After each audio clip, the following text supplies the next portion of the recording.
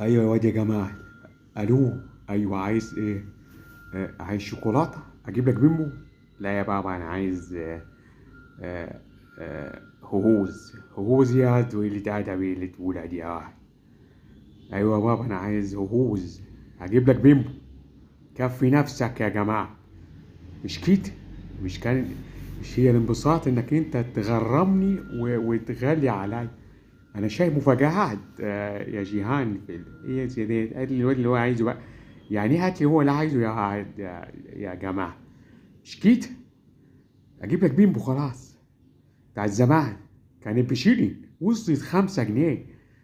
انا مش متخيل ان القيمه السعريه والدفتريه والشرائيه بهذا الشكل. الله يكون في عون المصريين. حاضر هجيب لك يا جماعه. ايوه يا بابا ما تنساش بقى. ايوه هات لي الواد بقى ما تحرموش هجيب له وخلاص. حاجه تقرف عليكم وعلى عيلتكم.